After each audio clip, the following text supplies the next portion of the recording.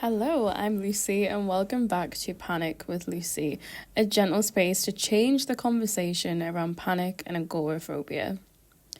Today, we're talking about something that clearly a lot of people need to hear. My recent video on this has reached nearly 1 million views, which is insane. And that is about high function agoraphobia is still agoraphobia.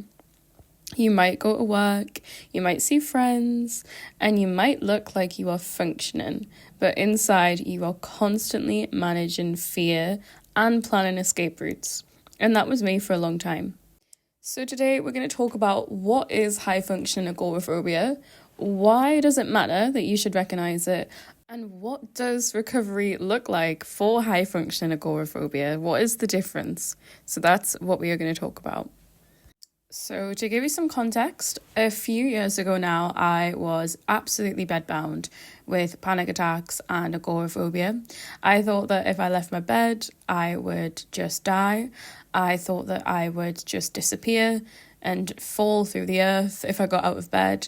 It was a combination of health anxiety, OCD thoughts, and obviously anxiety.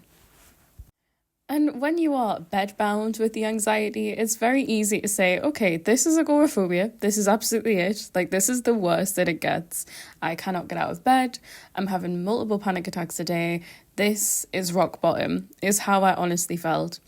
So when I thought about agoraphobia, I always thought, okay, it's someone who's stuck inside. It's someone who's bedbound. It's, characters like people from Shameless. It's people that are genuinely not leaving the house at any time. And it took me recovering from that period to realise that agoraphobia is not just being inside. And clinically, it's not categorised as just being inside. So as I started to recover from that episode of being bedbound, it started off small. It was exposure therapies, going out into the street, and then eventually it was going for a walk around the park. And I started to realise that when I was going out, I was hyper-fixating on details. I was saying, what time should I go out so that I don't see anyone? I was basically trying to control the entire exposure therapy by saying, okay, I'll do it, but on these conditions and on these terms. Now, I think that's a healthy way to approach exposure therapy when you're going from one extreme, which is being bedbound or stuck at home, to actually stepping outside again. But what I didn't realise is that some of the habits that I was using to control the exposure therapy would lead to further avoidance and high functioning agoraphobia. So while yes, I could go to the office, for example, and I could get on a bus, and that would be a bus into the city centre, and that would be like exposure therapy. And then when I would get to the office, I would be in a crowded place, for example. That whole time, every outing, it was a what if plan. It was, I'll sit right by the door. I'll make sure that I don't go for my lunch hour when everyone else is, because the local cafe will be so busy and I'll have a panic attack. Who can come with me to the cafe so that if I do have a panic attack, I am safe? I was living with the panic. I wasn't free from it. And that to me is what high function agoraphobia really is. You are still doing life, but you don't feel safe doing it. And you can be agoraphobic and still go on holiday. For example, I went to Portugal a few years ago, and it was at a point where I was still having panic attacks, but I was leaving the house and I was functioning normally. I had my job, I was going to the gym, and everything was kind of routined. But because it was routined, I was still living in the panic and living in the fear.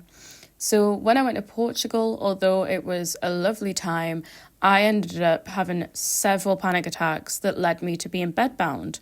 So it was that thing, if I've exposed myself too much, I can't control the environment like I could at home, and therefore my nervous system is absolutely on high alert. And because it's on high alert, I ended up being really unwell and burnt out, and I spent 2 days in Lisbon completely bedbound. I could not get up, and I was very, very ill. So yes, I managed to leave the house and get on a plane and be in a different country and travel around and get on a tram, but it wasn't fun. It was a survival mode. It was me thinking, am I going to die in Lisbon? Am I going to make it home? It was that weird thing if I'm enjoying myself, but there's a little voice in the back of my head which is saying, this is too much, this isn't okay. So if you can relate to that, then it is possible that you are high-functioning agoraphobic.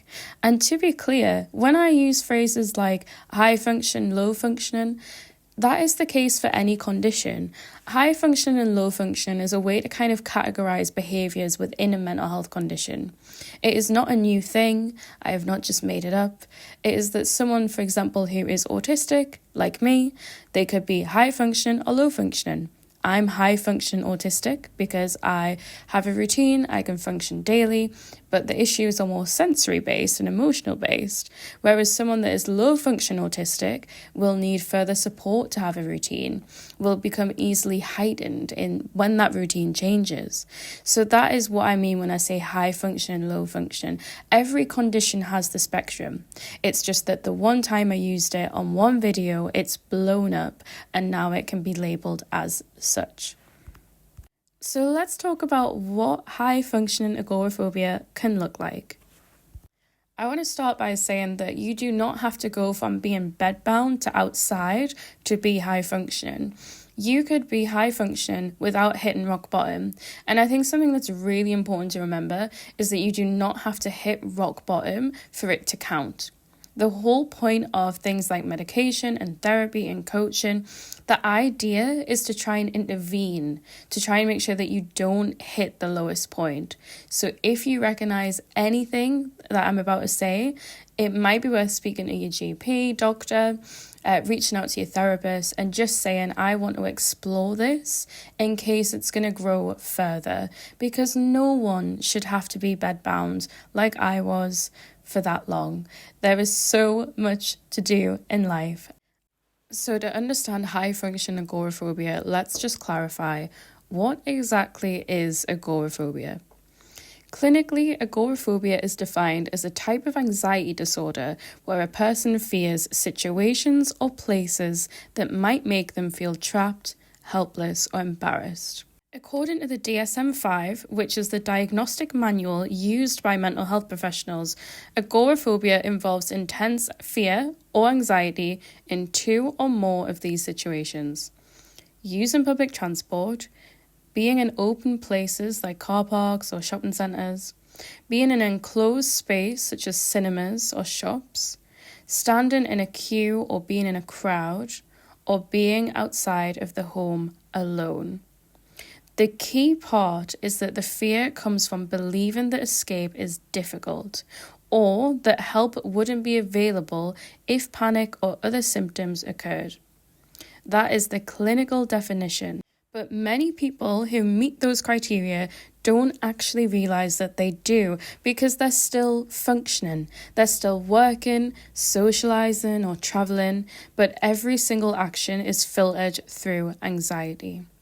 Now, high function agoraphobia isn't an official diagnosis, it's a descriptive term.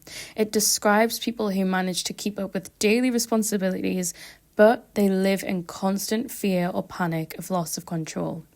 So you might not avoid everything, but you can modify everything. You might choose the shorter route, the shorter queue. You always drive so you can leave as soon as you need to. And maybe you always sit in a specific spot when you visit a restaurant or a cafe. You do it, but your nervous system is never relaxed while you're doing it. And psychologists term this as safety behaviour, and this is something that I talk with all my clients about too. Recognising your safety behaviours is so critical to realising what you could be avoiding by accident. So safety behaviours are actions that you take to feel temporarily safe, but it actually reinforces the fear long term. Every time that you use that safety behaviour and nothing bad happens, your brain thinks, okay, that is the thing that I did that kept me safe. I'm going to do that each time. So then the next time, the brain is going to insist that you do it again. And over time, those safety behaviours start to shrink your world more without you even noticing. And what makes high function agoraphobia so misunderstood is that people look fine. So your friends, your family members, your work colleagues, and even doctors might think, oh, you're coping absolutely fine. You made it to work, you made it to this appointment. Just because you're showing up doesn't mean that you are coping. Functioning with this doesn't mean freedom from panic.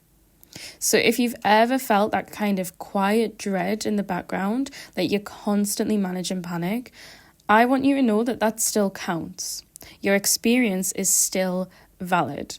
And recognizing this is one of the first steps to real recovery. So let's talk about why recognizing high function agoraphobia matters. When you've been living with anxiety for so long, it is so easy to just downplay it. You tell yourself, I'm working, I'm leaving the house, it's surely not that bad.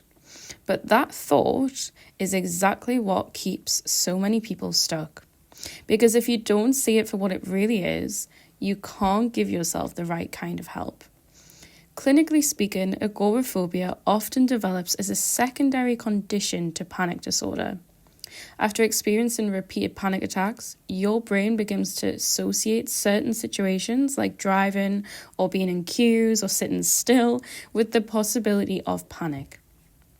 And over time, this avoidance and anticipatory anxiety becomes its own pattern.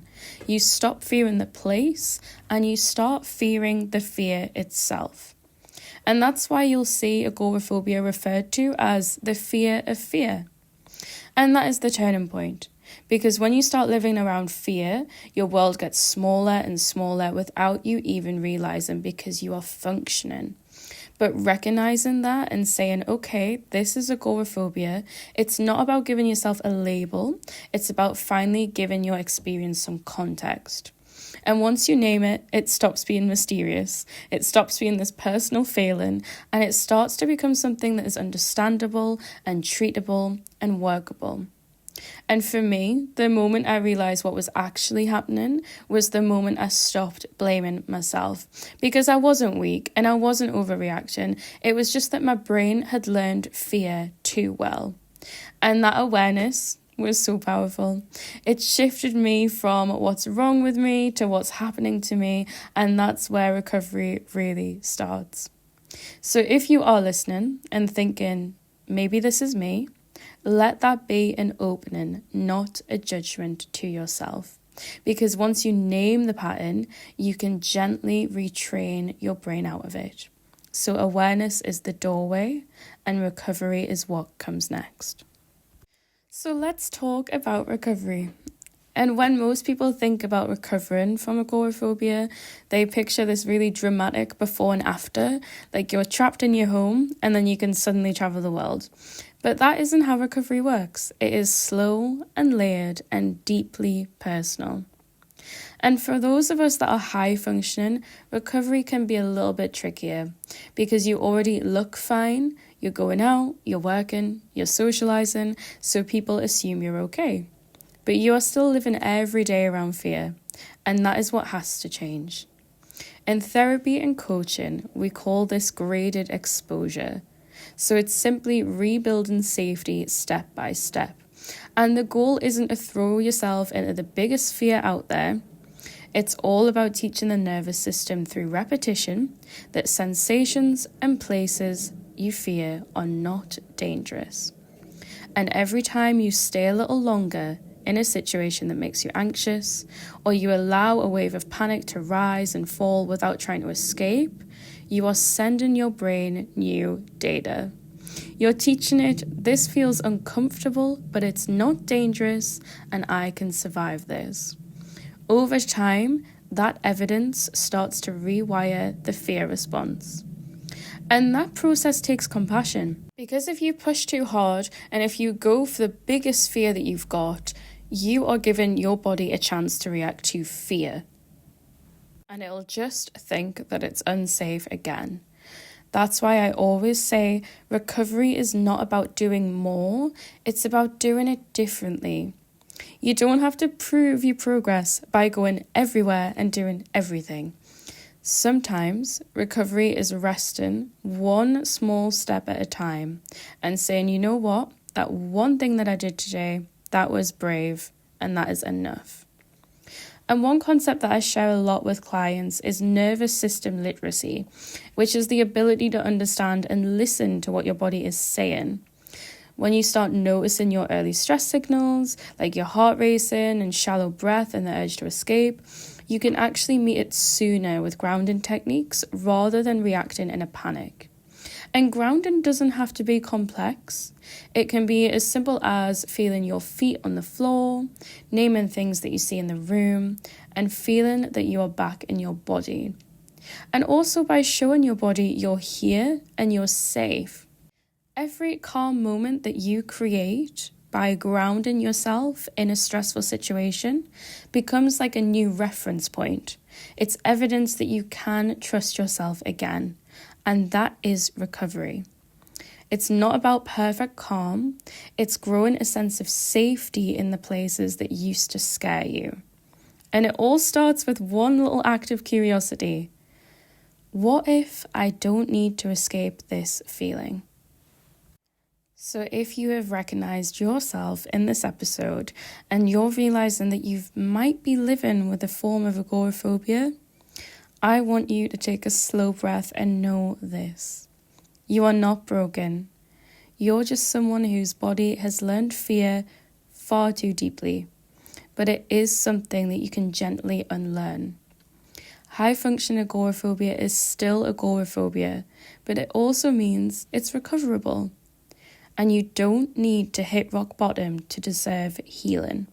You don't have to wait until you can't cope to start getting better. So if you're already functioning, that is not a reason to dismiss your struggle. It's actually a strength to build from. Because recovery isn't about proving how much you can do, it's about feeling safe while you do it. So maybe today you just notice a small way that fear still shapes your choices. And don't judge yourself. See where gentleness needs to grow. If this episode has resonated with you, you are not alone. You can find free resources and coaching links in the notes, and you can join the Nurture Space community. This is a free space where you can connect with others who completely understand what this feels like. And in the next episode, I'm going to talk about something that I think every anxious mind needs to hear, and that is, what is recovery without pressure? I'll share how slowing down actually helps the nervous system recover faster and why it's okay to stop chasing progress. Until then, please take care of yourself, breathe, and remind your body that you are safe. Thank you for listening. I'm Lucy, and this is Panic with Lucy.